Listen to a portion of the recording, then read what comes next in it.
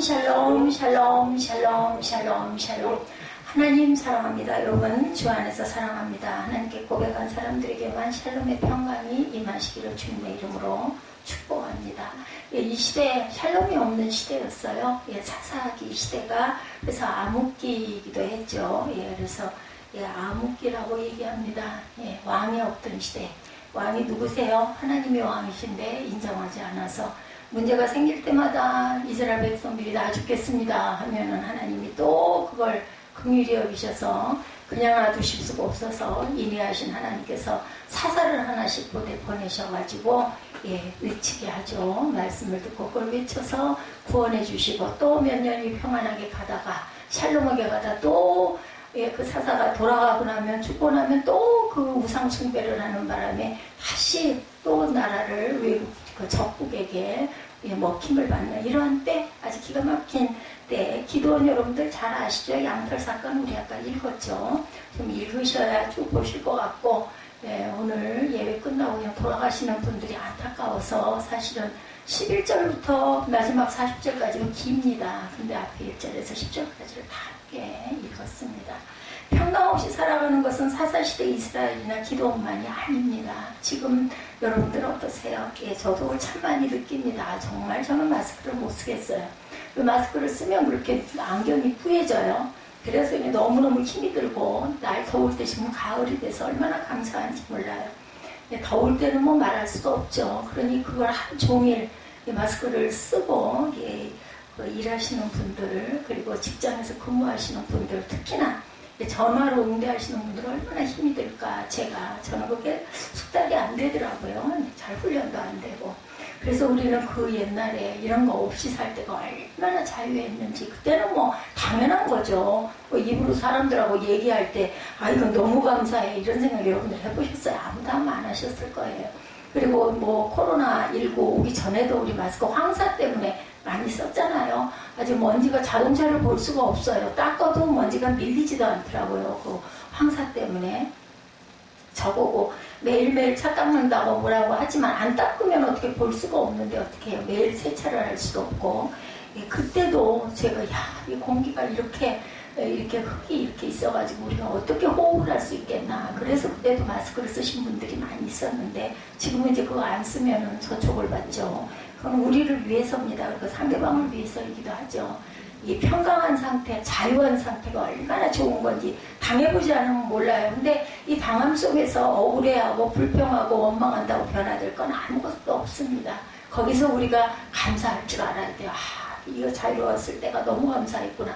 어디다 감사해요? 우리는 하나님을 인정하고 하나님을 믿는 크리스찬들입니다. 하나님께 더 많은 감사, 더 많은 기도를 해야 하는 때가 바로 저와 여러분의 오늘날, 그리고 이 사사시대 기도원 부르시는 하나님의 음성이 있었죠. 오늘 본문에 보니까 이렇게 우리는 항상 감사, 일만 해도 감사. 제가 아주 허리가 엄청 점점 심해져요. 운동을 못하니까 더하죠. 그런데도 제가 생각하면 우리 예지를 보면서 또 은혜를 받는 게, 이렇게 잘 수 있고 잠을 못 자서 고생하는 거 저 압니다. 근데 저는 잠 못 잔다고 막 머리가 아프거나 어지럽거나 막 괴롭거나 이렇지는 않아요. 잘 지나가요. 어젯밤에도 눈 뜨니까는 12시 좀 넘어 1시 가까웠더라고요. 그때부터 그냥 이따가 그래도 감사하게 5시간 넘어가가지고 제가 잠깐 깜빡 잔 것 같아요. 조금만 1시간만 자고 나면 1시간 반, 1시간, 어쨌든 30분 자고 나서 눈앞이 개운해지고 막 힘이 불끈불끈 섰죠. 잠자기 전에 괴롭고 피곤할 때는 아무것도 못할 것 같아. 만사가 다 이거 어떻게 할 수가 없어. 그럴 때 저는 눕거든요. 근데 뭘 깜빡 정말 잠을 주셔서 자고 나면 정말 단잠은 사랑하는 자에게 주시는 거구나 하는 걸 느낍니다. 그러고 나면 또 의욕이 생겨가지고 아까 절대로 못할 것 같았던 것도 쉽게 되는 거. 이 힘을 하나님께서 불어넣어 주시죠. 이걸 당해보지 않았을 때는 저는 몰랐습니다. 여러분도 마찬가지일 거예요. 우리 주위에 지나가는 사람들 얼굴 여러분들 보실 때 웃는 얼굴 참 밝아서 좋아요. 그죠? 잘 웃으시는 분들. 근데 찡그리고 가시는 분들 보면은 나도 그냥 같이 어두워지는 느낌이 들죠. 이런 것처럼 마음도 몸도 아파하는 얼굴, 뭔가 그 중독된 사람들, 이런 사람들 보면, 근데 요즘 문명의 2세 세대 정말 잘 사는 시대인데 요즘에는 밥을 굶는 사람은 주변에 별로 없어요. 뭘 먹든 먹습니다. 예, 근데 얼굴들이 다들 여유가 없어요. 그리고 왜 이렇게 바빠요? 예전에 이런 무명의 이슈들, 뭐 전화를 손에다 하나씩 들고 다니니까. 제가 청년 때, 그 카톡, 그 뭐죠? 그거 우리 삐삐 있을 때. 이거 연락을 해야 되겠는데, 공중전화 안 보이고, 공중전화기 앞에 가도 자동차를 저는 늘 타고 다녔으니까, 사람들이 줄을 서가지고 있어가지고, 그거 언제 기다려? 차를 어디다 대고, 지금처럼 막 수정차 위반 딱지를 많이, 뗄 때도 아니기는 했지만, 그럴 때 제가 정말 그거 원했던 게, 야, 전화기가 손에 있다면 얼마나 좋을까. 그 뒤에 보니까 자동차에 카폰이라고 하죠. 자동차에 커다란 이렇게 막 육중한, 그게 생겨가지고 거기서 막 전화하고 선망이었었어요. 이게 우리가 불편할 때 그런 부분에 대한 소원을 하게 되고, 불편한 사람을 보면 아유 나는 저러지 않아서 얼마나 감사한가. 그래서 예지를 보면서 안타까우면서도 한편으로는 호흡도 자유로울 수 있고, 잠을 많이 자지는 못하지만 그래도 내가 이렇게 맑은 정신으로 있을 수 있어서 얼마나 감사한지. 미용실에 갔더니 원장님이 거의 한 10개월이 넘어서 갔죠. 원장님이 너무 반가워하시면서 가려고 하는데도 그 문 밖에까지 나와서 배웅하면서 건강하시라고 그래서 제가 그랬어요. 제가 허리만 이렇지 건강해요. 그랬더니 아유 그럼요 안다고. 그래서 제가 웃었습니다. 정말 그래도 이렇게 지금도 이렇게 얘기를 하면서도 막 여기 뒤 등에서부터 이 갈비 있는 부분까지 막 꽉꽉 조여요. 소리를 크게 하면 할수록 여러분들은 그거 모를 거예요. 여러분들 이렇게 호흡하고 얘기할 때 아무렇지도 않은 거 감사하셔야 됩니다. 아무런 근심 걱정 없이 우는 사람, 그런 사람은 세상에 없다고 그러죠. 어디에만 있다고 그래요? 공동묘지 가봐라. 핑계 없는 무덤은 없다. 그죠? 거기 가봐라. 그리고 아무런 염려, 근심, 걱정 없는 사람은 정신병원에나 가야 했다. 근데 정신병동에 있는 사람들 어떻든가요? 막 부르짖고 울부짖잖아요. 다들 삶이 어렵습니다. 야훼 샬롬, 야훼 주님께서 주시는 평강이 필요한 그 시대, 기도원의 시대, 그리고 지금 오늘 저와 여러분의 오늘인 줄로 믿습니다. 그렇다면 기도원 시대 사람들과 오늘 우리에게 필요한 샬롬 평강은 어떤 것들인지 우리 한번 볼까요?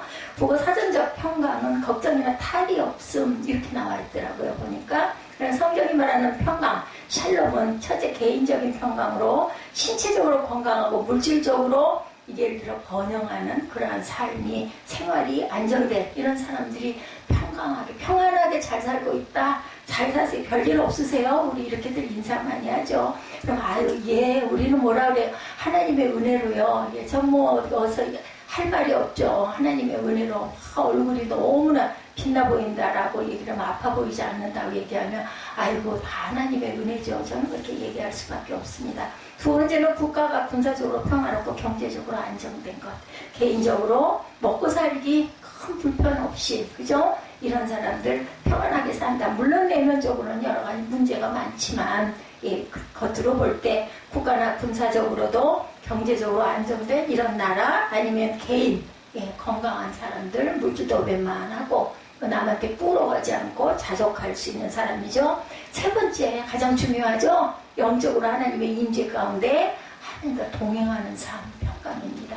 동행하는 삶을 사시는 저와 여러분 되시기를 주님의 이름으로 축복합니다. 찬송가 405장 여러분들 다 아시죠? 주의 친절한 팔에 안기세요. 제가 아까 이 찬송 찾아가지고 한다고 또 잊어버렸어요. 자유회가 머리에 그냥 번뜩 오는 바람에 그거 집중하다가 보니까 그거 빼먹었습니다. 어때요? 친절한 팔에 안겨야 되겠죠? 그럴 때 우리의 마음이 평안하리니 가사 그대로예요. 저희들이 기도를 온전하게 길게 많이 못하기 때문에 항상 찬양하는 시간이나 저는 기도 시간이다 이렇게 생각을 합니다. 그나마라도 찬양의 가사로라도 우리 마음을 고백할 수 있으면 얼마나 감사할까. 여러분들도 그렇게 하나 되셨을 때 은혜가 임할 줄로 믿습니다. 항상 기쁘고 복이 되겠네. 영원하신 팔에 안기세. 주님의 팔에 안겨있으면 생각만 해도 누구 팔에 안겨있는 거 어때요? 내가 좋아하는 사람 팔, 싫어하는 사람 팔에 안기면 막 몸부림이 나죠. 벗어나고 싶어요. 근데 안기는 건 되게 좋은 사람에게 안겨요. 그러면 영원하신 주님의 팔에 안겼을 때 어떨까요? 정말 기쁘겠죠? 그러니까 가사가 그대로예요. 영원하신 품에 안기세. 영원하신 그 팔에 항상 안겨 계시는 저와 여러분 되시기 바랍니다.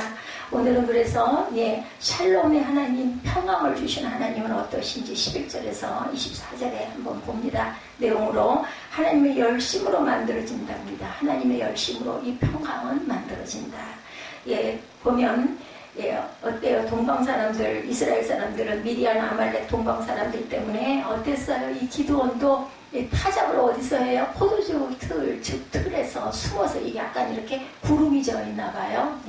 거기에 들어가가지고 몰래 타작을 하는 거예요. 왜냐하면 이 아말렉 사람들, 이 적군들이 쫓아와가지고 다 뺏어가고 회파하기 때문에 몰래 숨어 있는데 하나님 여호와 영이 임하시는 내용이 오늘 보는 내용입니다. 고향과 집과 전답을 버리고 산으로 도피해서 없던 굴을 파거나, 그 나라는 이스라엘은 천연 동물들이 굉장히 많죠.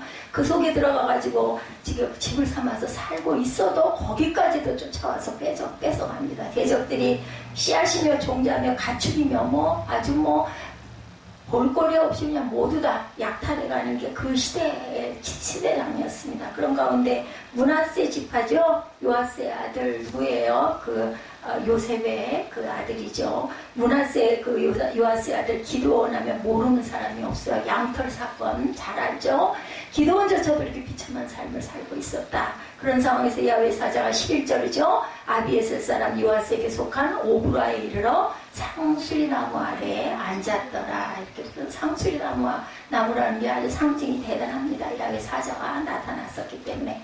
이것은 누가 또 그랬어요? 드보라가 상수리 나무 아래 가지고 재판을 했죠. 드보라 여선지자 사사가 자기 백성의 고통의 소리를 들으시고 그 부르짖음에 응답하신 결과입니다. 얼마나 부르짖었으면 못 살겠습니다. 1절에서 10절 내용이 그렇겠죠. 오늘 역사는 하나님께서 먼저 자기 백성을 찾으심으로부터 시작이 돼요. 누가 뭐 찾아요? 하나님께서 우리를 찾으세요. 영원하신 팔에 이리 너희들 오너라. 내가 너를 안아주겠다라고 부르시죠. 아까 예지 그 기도문에 역대하였던가요? 거기에 예지가 그렇게 기록해 놓은 걸 제가 잠깐 봤습니다. 역대하 29장 11절 말씀이네요. 내 아들들아 이제는 게으르지 말라. 여호와께서 이미 너희를 택하사 그 앞에 서서 추종들어 그를 섬기며 분양하게 하셨다라고 얘기하고 있어요. 그래서 택한 자녀들은요 어디로 도망가려고 하면 회초리 때리셔요. 그러니까 그러기 전에 회초리 맞으면 얼마나 아파요. 그러기 전에 빨리 깨달으면 돌아와야 하고, 하나님이 기뻐하시고 온전하신 뜻이 무언지, 어떤 자를 찾으시고 어떤 자를 기뻐하시는지 말 안 해도 여러분들 다 알아요. 여기 앉아 계신 분들은 제가 얘기하면 그건 잔소리가 돼요. 너무 잘 알기 때문에. 알면서도 그걸 잘 못하죠. 알면서도 이러면 하나님이 혼날 텐데, 이러면서도 못하는데 그러시면 안 되죠. 11절에 마침 요아스의 아들 기드온이 위대한 사람에게 알리지 아니하리하여 밀을 포도주 틀에서 타작했다. 숨어서 한 거예요. 그 하나님의 사자가 기드온에게 큰 용사여 여호와께서 너와 함께 하신다라고 말씀하죠. 오늘 제목입니다. 야훼께서 너와 함께 하신다. 오늘 주보에 영어로 나왔죠. The Lord is with you.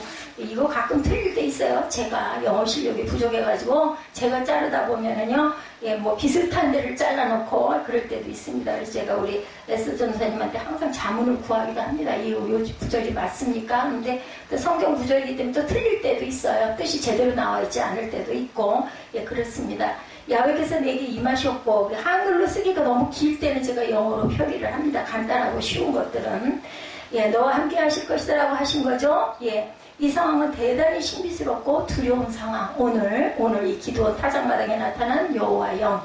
그 구약에서는 하나님의 얼굴을 배우면 어떻게 돼요? 죽는다고 그러죠? 그래가지고 이사야도 내가 이제 죽었다, 망하게 되었다, 이렇게 얘기를 합니다. 그랬을 때, 너는 절대 죽지 않아. 걱정하지 마라. 그리고 내 입술을 이걸로 찢어라. 그러면 네 죄가 다 사해질 것이다.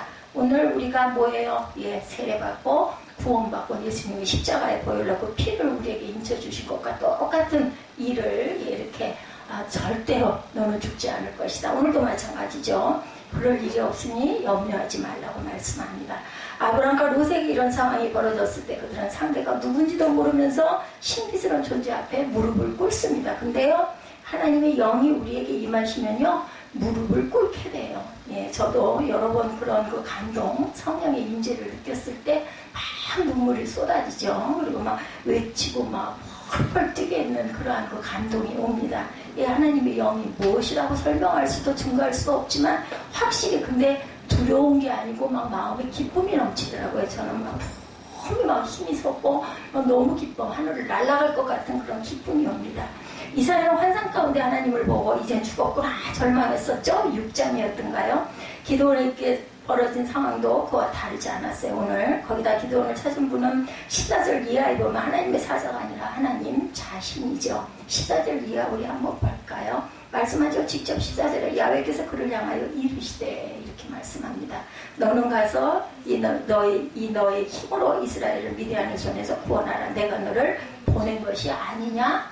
반문인데 아니냐가 그렇다라는 이야기죠. 반어법을 썼습니다. 그렇다면 기도원의 반응은 어땠어요? 기도원에서 주석을 보니까요, 그것을 받고는 아이고 하나님하고 무릎을 꿇은 게 아니라 뭐라 그래요? 도대체 하나님 왜 이렇게 세상을 이렇게 만드셨습니까? 이렇게 얘기를 하죠. 기도원이 대답합니다. 19절에 아주 담대하죠. 나는 죽었구나가 아니 이사야같이 그렇지 않아요. 오 주여 내가 무엇으로 이스라엘을 구원하리까? 보소서 나의 집은 므낫세 중에 극히 약하고 나는 내 아버지 집에서 가장 작은 자이니이다. 이렇게 이르시되 16절에 내가 반드시 너와 함께 하리니 내가 미디안 사람 치기를 한 사람 치듯 하리라.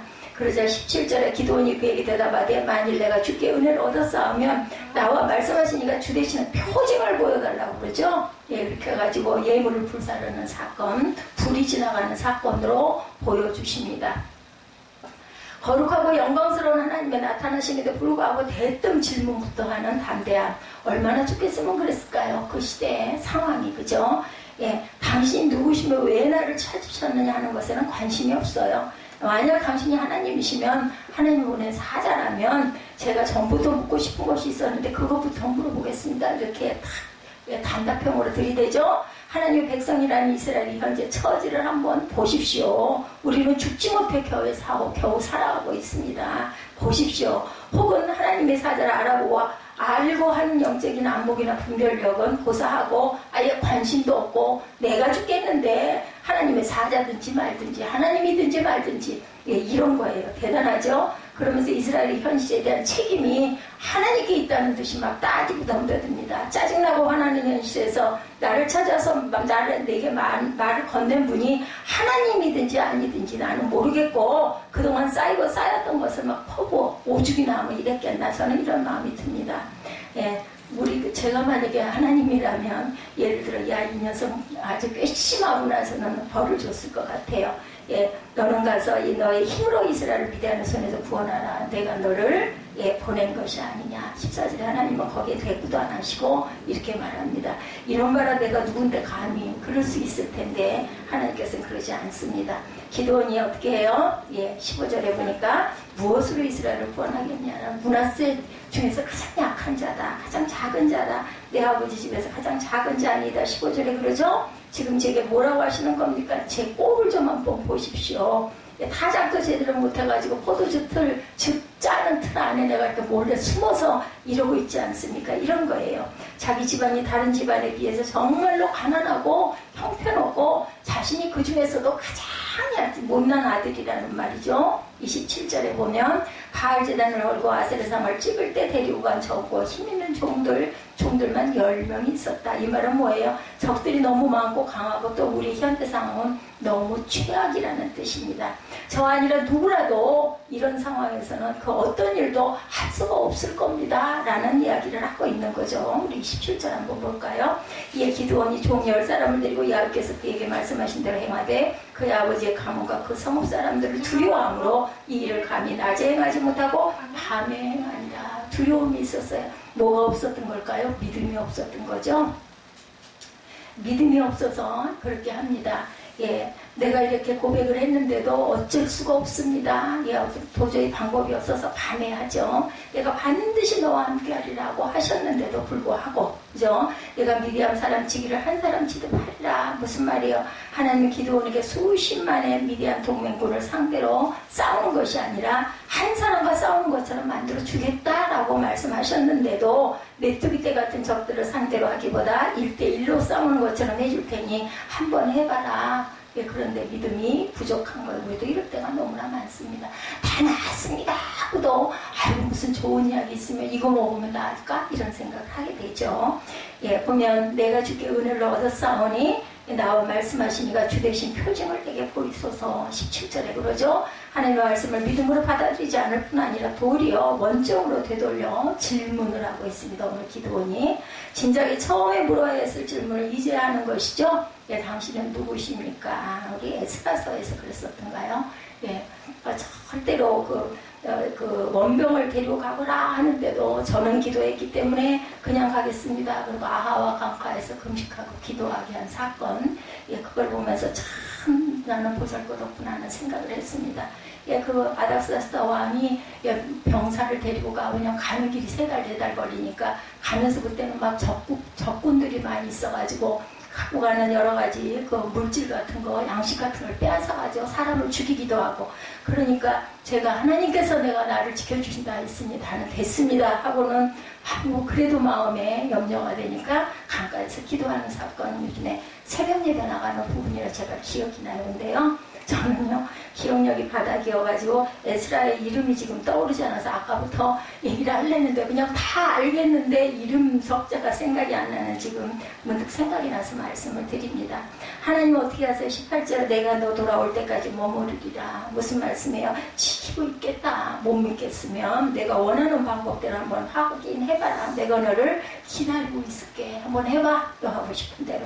그 말씀을 들은 기드온은 급히 재물을 준비하죠. 그래서 하나님의 사자가 준비한 고기와 무교병을 가져다 그 바위 위에 놓고 북을 부어라. 20절에 내용이에요. 얘기처럼 들으시면 아마 이해가 편합니다.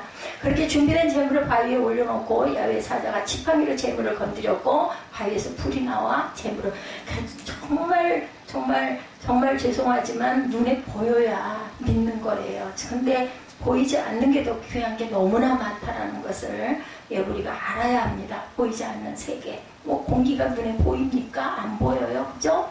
그런데도 공기 없으면 우리는 죽습니다. 심장이 뭐 몇 분 뛰지 않으면 죽는다 그러죠. 그리고 그 순간 여호와의 사자는 더 이상 이제는 보이지 않았어. 표정을 보여주고 사라지신 거죠.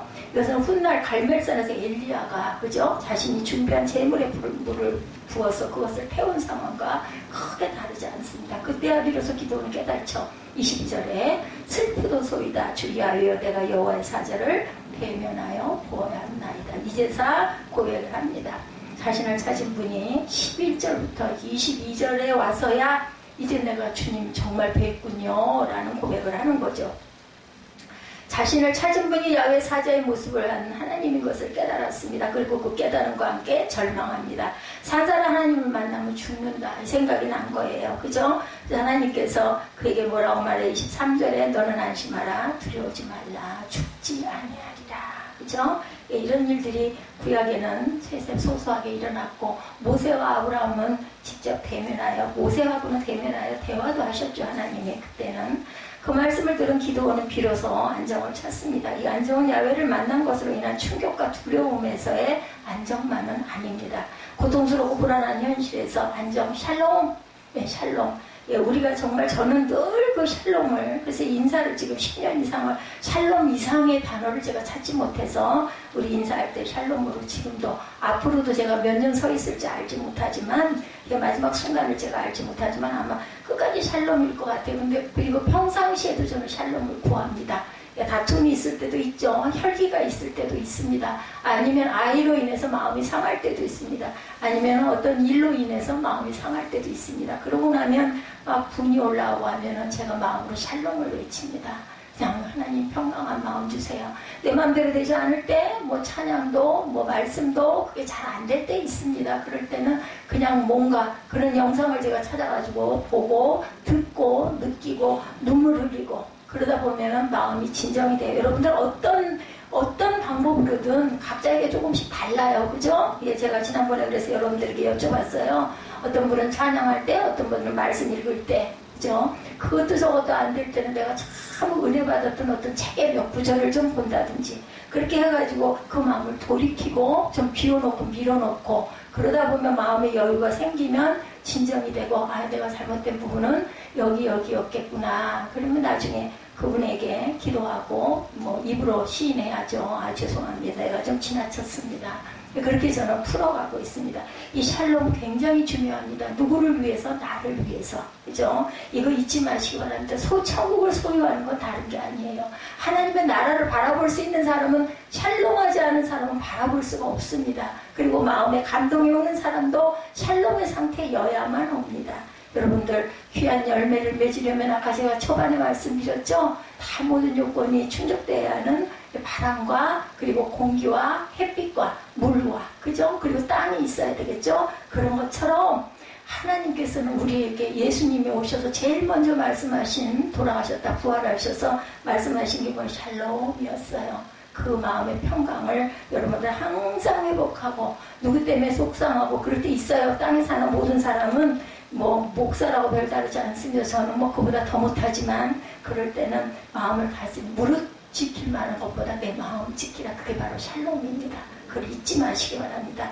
왜? 나를 위해서입니다. 그래서 원수를 사랑하는 것도 그 사람이 이뻐서가 아니라 그 사람을 용서해 주어야 내 마음에 샬롬이 들어오기 때문에 용서를 해주는 거죠. 세 번째, 평강의 힘을 맛봤습니다. 25절에서 32절이죠. 나는 이제 죽었구나. 22절에서 그랬더니 하나님이 아니야 너 죽지 않아. 걱정하지 말아라. 그리고 가신 이후에 이제는 샬롬을 이기냈어요. 25절에서 32절 기드온이 하나님을 만나 평강을 누리게 되자 하나님은 기드온의 사명과 관련한 첫 번째 임무를 주십니다. 기드온의 사명 14절 너는 가서 이스라엘을 미디안의 손에서 구원하라. 이 사명을 주신 거예요. 즉 이스라엘을 미디안의 멍에에서 벗어나게 하는 것이 그의 사명이죠. 이제 하나님은 그 시작으로 기드온에게 아버지에게 있는 바알의 제단을 헐고 그 곁에 아세라상을 찍고 이 산성 꼭대기에 네 하나님 야훼를 위하여 규례대로 한 제단을 쌓고 둘째 숫소를 잡아 내가 찍은 아세라 나무로 번제를 드리라. 뭐라 그래요?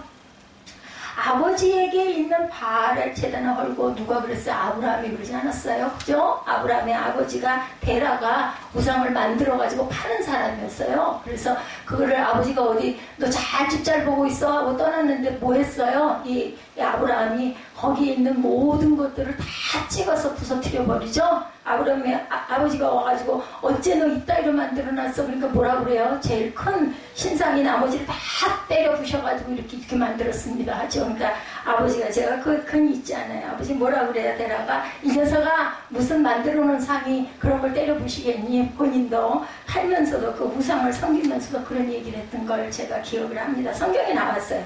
그 둘째 숫소를 잡아서 내가 찍은 아세라나무로 번제를 드려라 라고 얘기하죠. 25, 6절에 말씀하고 있습니다. 예, 무슨 말씀이에요? 기드온의 고향 오브라에 있는 바알의 제단을 걸고 나무로 만든 아세라상을 찍은 후에 성의 가장 높은 곳에 제단을 쌓고 거기서 하나님께 번제 드리라는 건 오늘날의 예배예요. 예배를 드리라. 구약에 보면 아침 제사 드리고 저녁 제사 드렸어요. 아침에는 혼자 드리기도 하고 두세 사람이 드리기도 하지만 그 역대상에 나오더라고요. 저녁에는 여러 사람이 드렸어요. 왜냐하면 뭐가 시작이에요? 밤이 시작이라고 생각을 해요. 그 사람들 내일을 준비한다 해가지고 저녁 제사를 아주 진중하게 많은 사람이 모여서 드렸더라고요. 보니까. 그래서 저희도 금요철에는 꼭 밤에 하는 게 맞겠구나 이런 마음이 저도 들었습니다. 우상을 제거하고 야훼 예배를 다시 회복하라는 말씀이에요. 그것이 바로 기드온의 첫 사역. 기드온은 이 말씀에 순종하죠. 그래 낮에는 겁이 나서 뭐라 그랬어요? 밤에 드렸어요. 우린 10명밖에 안 되기 때문에 내가 도저히 안 되겠다. 아무도 모르게 밤에 그 일을 행합니다.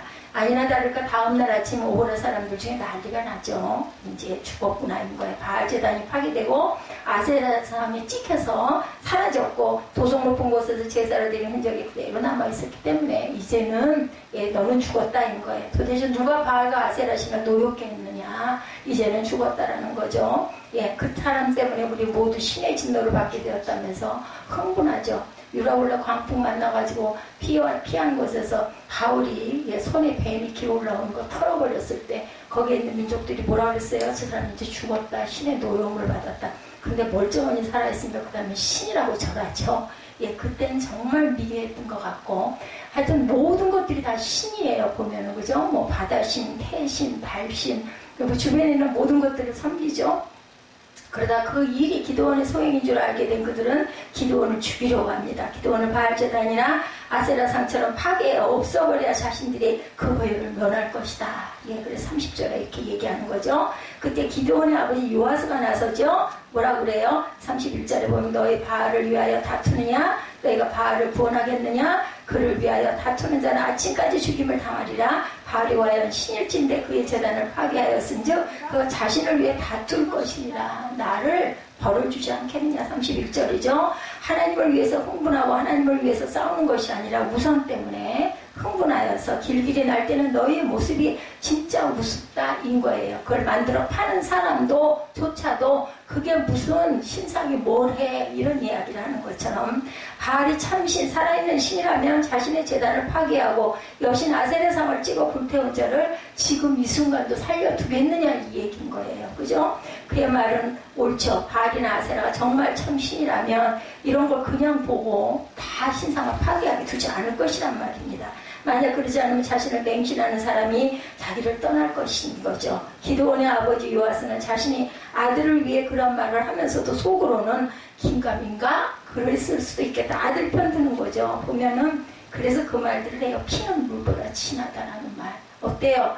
평소에는 막 미워 죽겠어도 아이가 아프면 어떻든가요? 막 너무 안타깝죠. 자꾸 살피게 되죠. 난 몰라, 네 알아서 해. 저도 그럴 때 많습니다. 그러면서도 또 뭐 한 30분도 못 견뎌가지고 야, 너 밥 안 먹어? 하고 또 물어보죠. 그래놓고 제가 아유 뭐를 한다고 이런 마음을 먹습니다. 부모 마음이에요. 기드온의 아버지 요아스는 정말 이것이 될까 말대로 그러면서 지켜보고 가슴이 두근거렸을 것이다 라는 거죠. 자기 신상이 파괴되고 그 권위가 실추되었음에도 불구하고 바알이든 아세라든 아무런 반응은 당연히 없었죠. 그들은 신이 아니기 때문에 그 어떤 시도도 할 수 없는 죽은 신이에요. 죽은 신. 그래서 우상 숭배는 정말 해서는 안 되는 거죠. 예, 결국 아들을 위해 엉겁결했던 요아스 말은 진실이 되고 말았습니다. 입술에 고백이 되고 말았습니다. 어디에 자신의 아들이 죽느냐 사느냐이다 보니까 아들 편에 선 거죠. 평강이 하나님의 기드온을 찾아서 그에게 평강을 주셨고 평강이 점점 이스라엘 전체로 퍼져나가기를 원하십니다. 하나님께서 우리에게 주시는 어떤 치료, 그죠? 어떤 섭리, 역사는 그것을 통해서 너희들 좀 깨달아라. 내가 여기 있느니라. 어떤 하나님? 살아계신 하나님이라는 것을 보여주기 위함이죠. 예수께서 오셔가지고 말씀 선포하시고 병 낫게 하시고 오병이어의 기적을 이루시고 또한 하나님의 요단강물을 멈추게 하시고 홍해가 갈라지게 하는 모든 것들은 내가 살아있노라 너희들 좀 이거 보니? 이 얘기를 하고 계시는 거죠. 근데 우리 모두는 뭐예요? 현상에만 집중을 합니다. 그 위에 계신 하나님은 잊어버리고 마치 아기가 손에 사탕을 양쪽 손에 들고 있다가 아빠가 사탕 나 좀 줄래? 하면 하나 주고 이쪽에 있는 것도 마저 줘 하면 그걸 줄까 말까 망설이고 주고 싶어 하지 않는 이게 뒤로 이렇게 감추죠. 더 이상은 없어. 왜냐하면 그 사탕 아빠가 사준 건데 우리가 똑같다라는 거죠. 그들은 신이 아니기 때문에 어떤 시도도 할 수 없는 것 이제 보게 됩니다. 이 장면이 보여주는 것 평강이 하나님이 기드온을 찾으셔서 그에게 평강을 주셨고 평강이 점점 이스라엘 전체로 퍼져나가기를 원했다. 전도예요. 여러분들 전도라는 게 예수 믿으세요. 우리 교회 오세요만이 전도가 아닙니다. 제가 그런 생각을 잠깐 했어요. 우리 생활로 우리 모습으로 자녀에게 전도가 되고 그것이 꼭 신앙의 그런 것들이 아니라 닮지 않아요, 여러분들? 어떤 그 모습 제가 보면서 우리 사무엘을 보면서도 말하는 것도 그렇고요, 행동하는 것도 그렇고요. 예, 형 보면서도 닮더라고요. 자녀들이 보면 똑같은 말을 하고 있고 똑같은 행동을 하고 있는 거 전도가 된 거예요. 그게 그렇기 때문에 중요한 것은 우리가 살아있는 동안 자녀들에게 온전한 모습을 보여주고 가는 것 이것이 바로 전도인 거죠. 결국 아들을 위해 엉겁결에 말했던 요아스의 말은 그대로 이루어지죠. 평강이 하나님 기드온을 찾으셔서 그에게 평강을 주셨고 평강이 점점 어디로 이스라엘 전체로 퍼져나가게 된다. 그래서 그런 사람들 주위에는 사람들이 많이 같이 그죠? 예, 아주 이 사람 만나면 나 너무 편해. 그 사람하고 얘기하면 정말 마음이 편안해져. 이런 사람들하고는 대화하기 좋아하지 않아요? 문제가 자꾸 일어나고 자꾸 찌르는 말을 들어가지고 내가 상처를 나도 모르게 받는 사람에게는 뭔가 조금 대화하다가도 슬그머니 피하게 됩니다.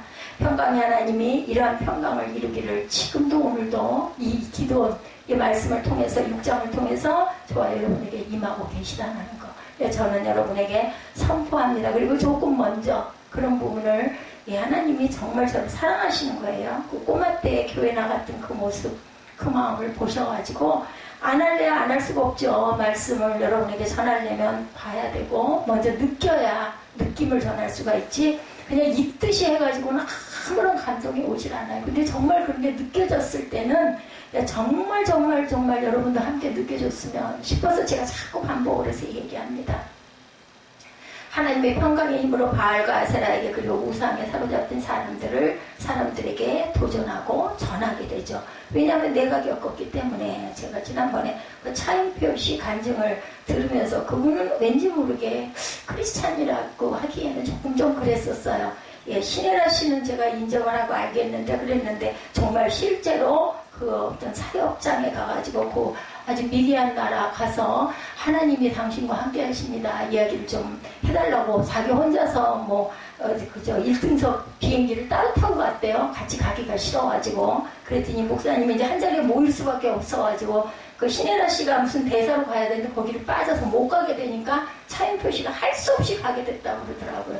그러니까 목사님이 그러시더래요. 당신을 사랑하신다고 거기 있는 그 불우한 사람들, 아이들 특히 이 아이들에게 이 사람들에게 이 말을 좀 해주십시오. 차인표가 생각을 했대요. 그래 나도 그 정도 말은 좀 하려고 그랬어. 근데 그 말을 하는 순간 하나님의 그 임재를 그 사람은 한 번도 느끼지를 못했대요. 그래서 자기가 예수가 돼가지고 주인공이 돼서 영국도 공짜로도 막 자리에 쓰기도 하고 영화도 하고 그렇게 많이 노력을 하면서 내가 정말 살아계신 예수님을 내가 좀 느끼게 해주세요. 그게 기도였었다. 그런데 그걸 못 느낀 거예요. 그러다 보니까는 뭔가 진짜 은혜를 받지를 못한 거죠. 그런데 그 순간 그 아이들에게 너와 하나님이 함께 하신다라고 악수를 하면서 얘기를 하는 순간 하나님이 확 들어왔다고 그러더라고요. 그걸 간증을 하는 게 유튜브에 올라와 있어서 제가 보고 정말 은혜를 느꼈으면 이렇게 해서 변화가 됐구나. 이분도 무진의 애를 썼구나. 신혜라 씨는 아주 그죠? 그 입양을 해서 아이들도 셋인가 넷을 기르고 그리고 여러 곳에서 그 많은 일을 하고 있죠. 근데 이제 차인표 씨가 그 은혜를 그 나이가 돼서 본인이 20년 만인가 얼마 만에 정말 하나님을 만났다. 나 정말 하나님의 임재를 체험했다, 느꼈다. 이 얘기를 듣고 너무 반갑더라고요. 기도원이 하나님의 평강 안에 거할 때 엄두도 못 내던 일들을 성령이 부어질 때 임재를 만날 때 우리는 나도 모르는 힘이 하나도 바뀐 건 없는데 솟아납니다. 이제 남은 것은 미디안 동맹군들의 영향력에서 벗어나는 거죠. 33절부터 40절은 그것을 위한 하나님의 일하심이 기록되어 있는 내용입니다. 33절에 보니 그때 미디안과 아말렉과 동방 사람들이 함께 모여 요단강을 건너와 이스라엘 골짜기에 진을 쳤어요. 그때는 언제예요? 기드온이 미를 타져가고 있었던 것으로 보면 추수기예요. 추수기. 씨앗과 종자까지 다 강탈해 갔기 때문에 추수하여 거둔 것이 얼마나 되겠습니까만 미디안 동맹군들은 추수기가 되자 다시 쳐들어와. 징그럽게도 쳐들어와 돼. 정말로 얼마나 지긋지긋한 원수일까요? 그죠? 약속한 세금을 거두려는데 몽땅 쓸어가려고 또다시 대대적으로 침략을 합니다. 그들이 쳐들어와도 진을 친 곳은 이스라엘 골짜기로 이스라엘 골짜기는 드보라 시대의 전쟁 장소와 거의 같은 장소입니다. 그리고 이스라엘 골짜기는 므낫세, 이사갈, 스불론, 아셀 지파의 땅에 두루 걸쳐 있고 그 중심에 있는 기손강은 지중해로 흐르고 있는 그런 위치. 이 골짜기의 동쪽인 요단강변은 그 땅이 넓고 비옥해서 농사가 잘 되고 서쪽 지중해 쪽으로도 땅이 좋아서 농사가 잘 되는 곳이었어요. 동맹군들은 그런 비옥한 지역의 중심에 진을 친 거예요. 그죠? 그러나 이스라엘은 적들이 요단강을 건너와 자신들의 중심부에 자리 잡기까지 구경만 하고 있었지만 하나님은 가만히 계시질 않았죠. 34절에 야훼의 영이 기드온에게 임하시니 기드온이 나팔을 불매 아비에셀이 그의 뒤를 따라 부름을 받으니라. 하나님은 이스라엘을 구할 자로 세우신 기드온에게 성령을 부으셨다. 이건 뭐예요? 성령을 부었다는 건 이김을 주시는 거죠. 니치 하나님께서 함께 하십니다. 성령이 임하자 겁쟁이 기드온이 큰 용사가 되었다는 거예요. 그래서 뜻밖에도 친족인 아비에셀 사람들이 전쟁에 자원을 해서 나섭니다. 사실 그들은 어떤 지파 사람들보다 우상숭배에 앞장선 사람들이었는데 기드온의 사람들을 부르자 므낫세, 아셀, 스불론, 납달리 등 4개 지파에서 32,000명의 사람들이 전쟁에 자원을 해서 나서죠. 기드온조차도 반신반의했던 일들이 아버지 요아스에게로 그리고 같은 집안인 아비에셀 사람들에게로 또 네 사개 지파로 번져갑니다. 하나님이 하시면 능치 못함이 없는 기적이 일어나죠. 예, 이런 전쟁을 벌여야 하는데 바로 그 상황에서 기드온이 또 주춤거리죠. 예, 미디안 아말렉 동방 연맹국의 수십만의 군대와 싸우겠다고 모여든 이스라엘 군대를 비교해보니 딱 또 눈으로 보이는 거예요. 시험이 드는 건 뭘로 들어요? 눈으로 들어요. 눈으로 보여짐으로 인해서 힘이 나기도 하고 인정하기도 하고 그저 알기도 하는데 또 눈으로 시험이 들어옵니다. 낙타를 이용해서 산악이든 평지든 신출 귀몰하게 움직이는 동맹군들과 농기구와 목동이 지팡이가 전부인 이스라엘 군대 비교가 되겠죠. 저 같아도 꽃무늬를 뺄 것 같아요. 사람의 눈으로 볼 때는 적군들을 보고 아군을 보는 순간 덜컥 겁이 나고 후회가 되죠. 그래서 하나님께 다시 또 묻죠. 36, 7절에 이면 말씀같이 내 손으로 이스라엘을 구원하시려거든 보소서 하죠. 이 무리들을 데리고는 이번 전쟁에서 절대로 이길 수가 없겠다고 느낀 거예요. 예, 그래서 예, 사실 이들을 데리고 전쟁하려는 주님도 이제는 참 힘듭니다. 그럼 또다시 하나님께서 표징을 구하죠. 지난번 바위에서 불이 나와 재물을 태운 것처럼 이번에도 먼저 기도하는 그 방법을 제시하면서 표징을 주고 조금 머쓱할 것 같아. 좀 민망할 것 같아. 그죠? 예, 양털 이야기죠. 내가 양털 한 뭉치를 타작마등에 두리니 37절입니다. 예, 들판에 둘 테니 밤이 지나고 아침이 되었을 때 양털은 이슬로 흥건하게 젖게 하시고 주위의 땅을 마르게 하소서. 또 기적을 보여달라고 그러죠? 다음날 아침 보니까 양털을 짜보니 물이 그릇에 가득할 정도. 주변은 말라 있었더라. 예, 그것이 또 끝이 아니에요. 거꾸로 또 해달라고 그러죠? 이번만 양털로 또 한 번만 시험하게 해주옵소서. 오늘 밤에는 어젯밤과 반대로 양털에는 물이 하나도 없고 주위 땅만 이슬로 젖게 해달라고 하나님께 예, 말합니다. 이러한 기도를 보면서 여러분들 어떠세요? 아유 너무 심했다. 예, 그걸 그 정도면 믿어야지 못 믿냐. 근데 우리도 그런다는 더 나아죠. 우리는. 자, 그런데 이런 사람을 이기는 길이 하나 있습니다. 이런 사람보다 단수가 높고 강한 사람이 되는 거죠. 바로 하나님이 이런 분.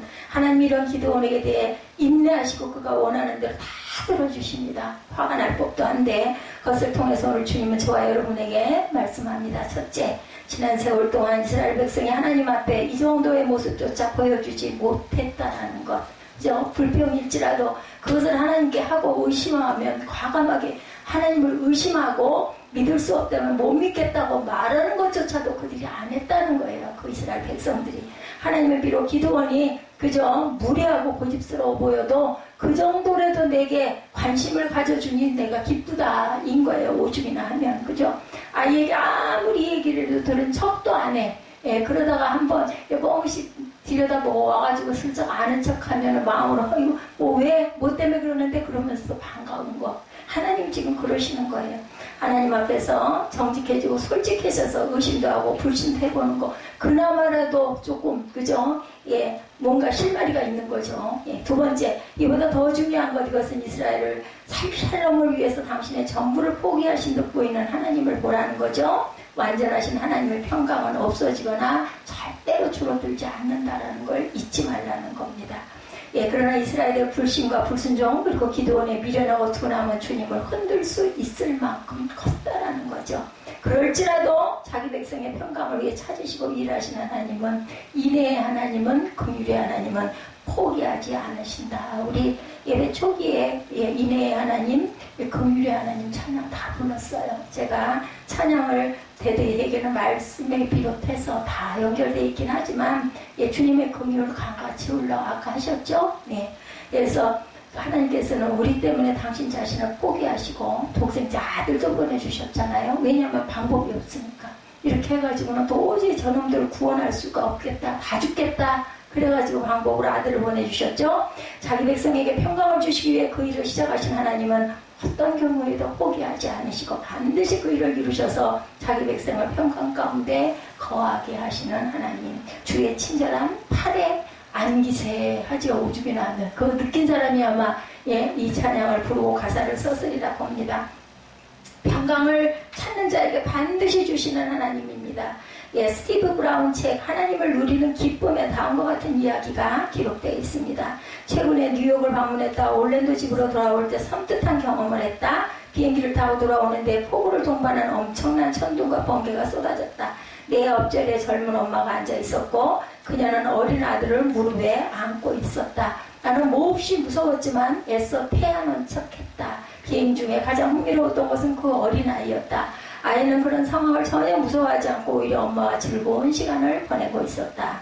함께 장난을 치는가 하면 비행기가 난귀류를 만나 심하게 흔들릴 때도 재밌다는 듯 깔깔 웃고 있었다. 그리고 더욱 놀라웠던 것은 폭풍으로 기체가 가장 심하게 요동치는 그 시각에도 엄마의 품에 안겨 자고 있었던 것이다. 여러분들 느끼시죠? 무슨 얘기를 하는지. 위험천만한 상황, 모든 사람이 두려움을 떨 때 편하게 잠을 잘 수 있었던 것은 엄마와 함께 하기 때문에, 그리고 엄마를 100% 믿기 때문에 우리는 이런 믿음을 가져야 되겠죠?